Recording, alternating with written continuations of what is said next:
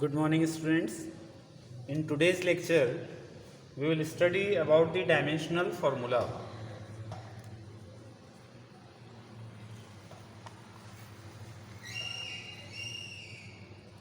Dimensional formula means expression which gives the relation of derived unit of a physical quantity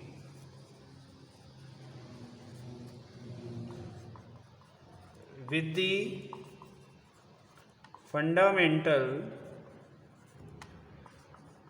units.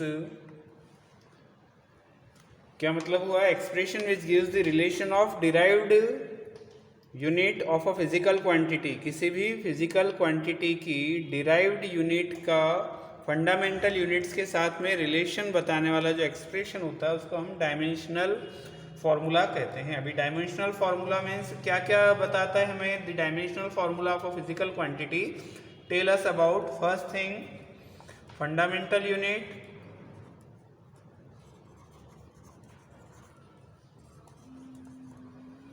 on which quantity depends. That means जब हम किसी भी quantity का dimensional formula निकालेंगे तो dimensional फार्मूले में जो पहली जानकारी हमें लगेगी वो क्या होगी कि वो क्वांटिटी किन किन फंडामेंटल यूनिट्स पे डिपेंड करती है. और दूसरा हमें पता चलता है the nature of dependence. Nature of dependence का मतलब कि कितनी डिपेंड करेंगी. फॉर एग्जाम्पल से ठीक से समझ में आ जाएगा. Unit of acceleration is metre पर second square. This is the unit of acceleration.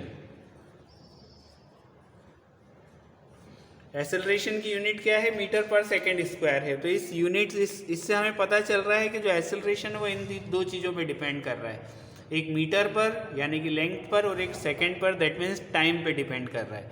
पर कितना कर रहा है? तो मीटर के डायरेक्टली रिलेटेड है और टाइम के स्क्वायर के इन्वर्सली रिलेटेड है. तो ये रिलेशन हमें पता चलता है, नेचर ऑफ डिपेंडेंसी पता चलती है.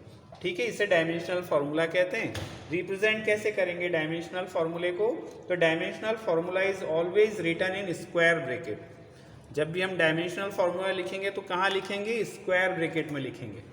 अब डायमेंशनल फार्मूले में जो टर्म्स होती हैं उनको कैसे रिप्रेजेंट किया जाता है ज़रा उसको भी देखते हैं. फिर डायमेंशनल फार्मूले के एग्जांपल्स देखेंगे अपन कि प्रैक्टिकली उसका यूज़ कहाँ है. देखें इधर, तो डायमेंशनल फार्मूला जो है उसमें mass is written as M. Mass को कैसे रिप्रेजेंट किया जाएगा? एम से. ऐसे ही टाइम के लिए लिखेंगे टी. लेंथ के लिए आप खुद बता सकते हैं क्या होगा? एल. इलेक्ट्रिक करंट के लिए अगर इलेक्ट्रिक करंट ले रहे हैं तो electric current is written as a. Luminous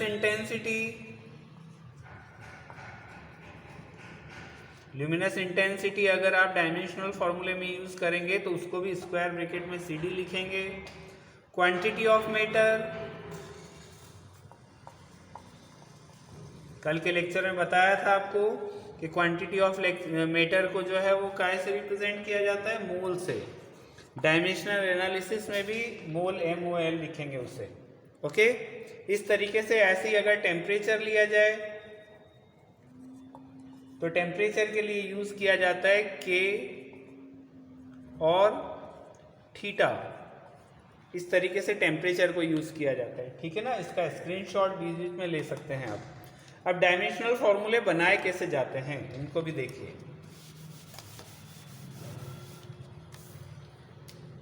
dimensional formula किसी भी फिजिकल क्वांटिटी का जो डायमेंशनल फार्मूला होता है उसको रिप्रेजेंट करने का ये तरीका होता है. m power a, l power b, t power c. Okay, अब ये ABC क्या है? MLT तो समझ में आता है आपको कि m for mass, l for length, t for time. पर ABC क्या है? तो ABC कांस्टेंट है. कोई भी नंबर यहाँ पर ABC के प्लेस पे आ सकता है. पॉजिटिव नंबर भी हो सकता है और नेगेटिव इंटीजर भी हो सकता है. ओके, अब इसको अप्लाई कैसे करते हैं थोड़ा उसे समझते हैं कुछ एग्जाम्पल से। कुछ एग्जाम्पल्स मैं बता रहा हूँ, कुछ आपको इस फोटो सेंड कर दिए जाएंगे और कुछ होमवर्क में रहेंगे। जैसे एग्जाम्पल के तौर पर अगर हमें मान लीजिए वॉल्यूम का डायमेंशनल फार्मूला निकालना है, तो किसी भी क्वांटिटी का डायमेंशनल फार्मूला निकालने के लिए जो पहली रिक्वायरमेंट होती है वो होता है उसका फार्मूला। तो वॉल्यूम का फार्मूला आप जानते हैं क्या होता है? वॉल्यूम ऑफ क्यूबॉइड का फार्मूला आपने प्रीवियस क्लासेस में पढ़ा है, length into breadth into height. अब लेंथ के लिए हम इन तीनों में से क्या यूज़ करेंगे? तो बता सकते हैं आप कि लेंथ के लिए क्या यूज़ होगा? एल। ब्रेथ के लिए क्या यूज़ करें? तो ब्रेथ के लिए अलग से तो कोई चीज़ है ही नहीं है, तीनों चीज़ें ही हैं। तो breadth is also a type of length, है ना? तो ब्रेथ भी तो एक लेंथ का ही एक टाइप है, तो एल लिखेंगे। ऐसे ही height is also a type of length, तो इसलिए इसे भी एल लिखा। तो L into L that means कितना हो गया? L cube. पर फॉर्मेट फिक्स है इसका, इसी फॉर्मेट में लिखना है इसे, तो इसलिए यहाँ एम और टी तो है ही नहीं, वॉल्यूम में मास और टाइम का तो कोई रोल ही नहीं है। तो ऐसी सिचुएशन में हम m0 और t0 यहाँ लिख देंगे। तो डायमेंशनल फार्मूला ऑफ वॉल्यूम क्या हो गया? m0 l cube t0।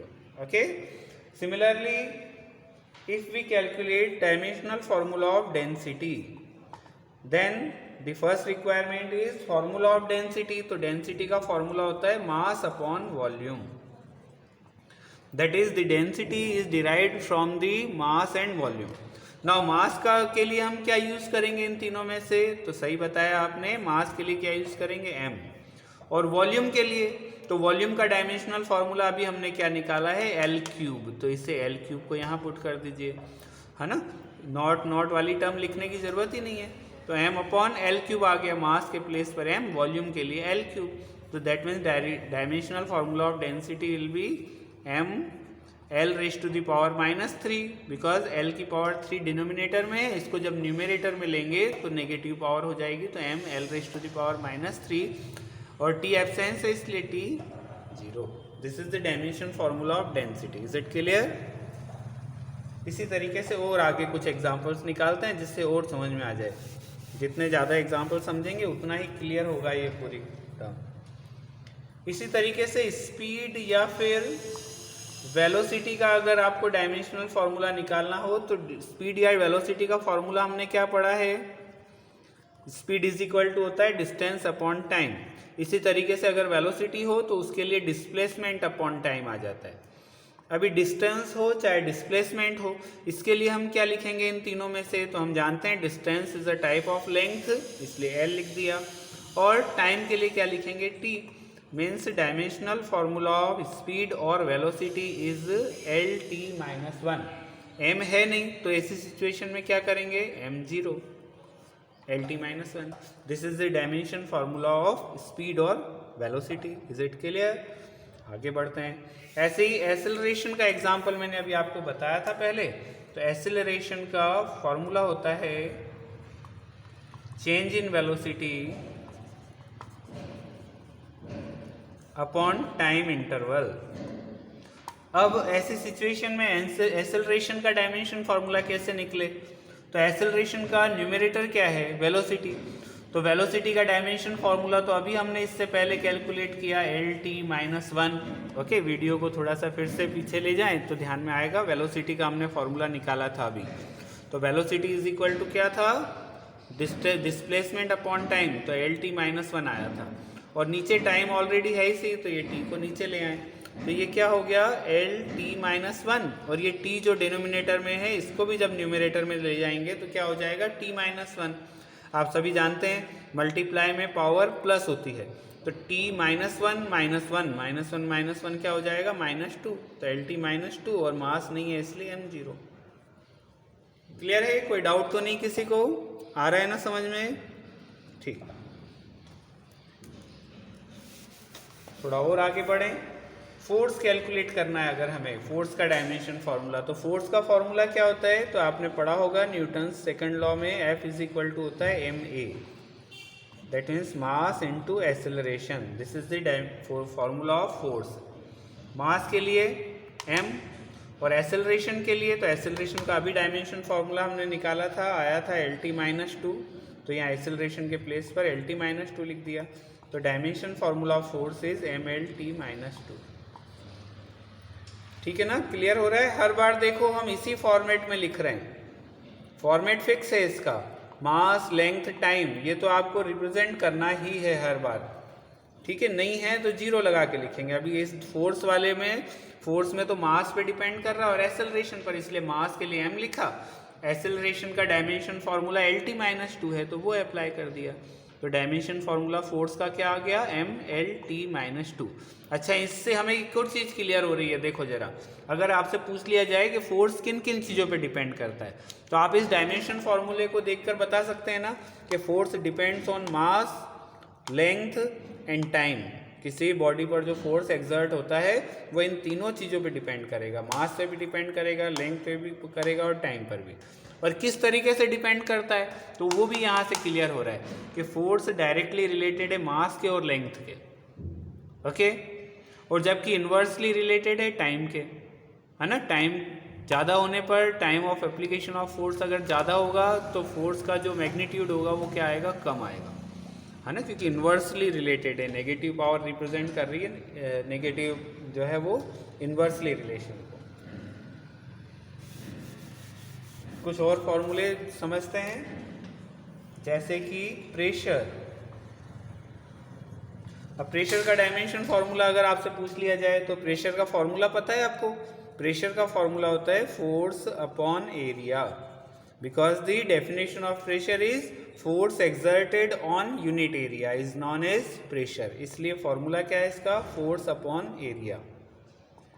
तो फोर्स का डायमेंशन फार्मूला अभी हमने इससे पहले निकाला, जरा वीडियो को पीछे ले जाएंगे तो देख लेंगे आपके फोर्स का डायमेंशन फार्मूला क्या निकाला था, mlt माइनस 2, राइट। और एरिया का क्या होता है, तो area means length into breadth.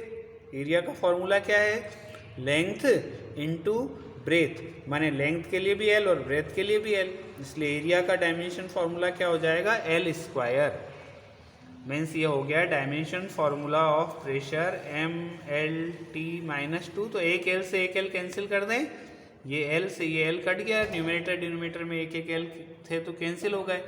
फिर ये L जो है वो जब नीचे से ऊपर जाएगा तो क्या हो जाएगा, ml माइनस 1, है ना, ये L अपॉन में है, इसको न्यूमरेटर में ले जाएंगे तो नेगेटिव हो जाएगा, तो ml minus 1 t minus 2। This is the dimension formula of pressure ml minus 1 t minus 2। Okay, दो अलग अलग फिजिकल क्वांटिटीज के फॉर्मूले, डायमेंशन फार्मूले एक जैसे भी हो सकते हैं।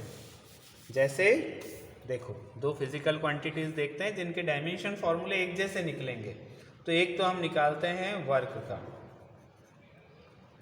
ओके, और एक ऐसी जो है वो फिजिकल क्वांटिटी ले लेते हैं एनर्जी। तो वर्क का डायमेंशन फार्मूला कैलकुलेट किया, वर्क का फार्मूला क्या होता है, फोर्स इनटू डिस्प्लेसमेंट। आपको ये सब फार्मूले याद करने पड़ेंगे जो शुरू में लगाए जा रहे हैं। डायमेंशनल फार्मूला तो कैलकुलेट करना आना चाहिए, उससे नहीं रटना है, पर हाँ ये फार्मूले जरूर याद करने पड़ेंगे आपको। वर्क का फार्मूला क्या होता है, फोर्स इनटू डिस्प्लेसमेंट। तो फोर्स का डायमेंशन फार्मूला अभी हमने निकाला इससे पहले, mlt माइनस 2, फोर्स के प्लेस पर ये लिख दिया। और डिस्प्लेसमेंट के प्लेस पर क्या लिखेंगे,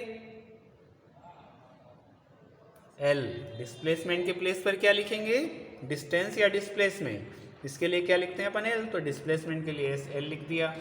तो कितना हो गया जरा बोलो, m L और L स्क्वायर हो गया L2 t माइनस 2। ये वर्क का dimension formula ml2 t minus 2 आया। अभी एनर्जी का निकालें तो एनर्जी का कोई फार्मूला याद है आपको, काइनेटिक एनर्जी, पोटेंशियल एनर्जी, याद है कोई एनर्जी का फार्मूला? वेरी गुड, एनर्जी का होता है half mv square, kinetic energy का फार्मूला है। अब ये हाफ तो कांस्टेंट है इसलिए इसको लिखने की ज़रूरत नहीं। m क्या है, मास है, तो मास के लिए हमने क्या लिख दिया, m लिख दिया, ठीक है ना। कांस्टेंट को कभी भी इंक्लूड नहीं किया जाता है डायमेंशनल फार्मूला बनाते वक्त, बिकॉज कांस्टेंट आर डायमेंशनलेस, है ना। इस तरीके से जो न्यूमेरिक वैल्यू होती है वो डायमेंशनलेस होती है। कुछ कांस्टेंट होते हैं जिनका डायमेंशनल फार्मूला भी होता है, जैसे कि ग्रेविटेशनल कांस्टेंट है, प्लांक्स कांस्टेंट है, इसको हम आगे पढ़ेंगे। तो मास के लिए हमने क्या लिख दिया, कैपिटल M, और v क्या है, वेलोसिटी है। तो वेलोसिटी का डायमेंशन फार्मूला क्या था, L T minus one speed और वेलोसिटी का निकाला था ना, एल टी माइनस वन लिख दिया उसके लिए। ये जो स्क्वायर है ये पावर एज इट इज़ यहीं रहेगी। तो ये m, अब ये जो होल पावर है उसका तो दोनों ऊपर राइट्स है ना उसके, तो इसलिए L2 ये स्क्वायर इस पर भी लगना है और 2 का -1 से मल्टीप्लाई हुआ तो -2 ml/t -2। तो आपने क्या देखा इससे कि वर्क और एनर्जी इन दोनों का डायमेंशनल फार्मूला क्या आ रहा है, सेम आ रहा है।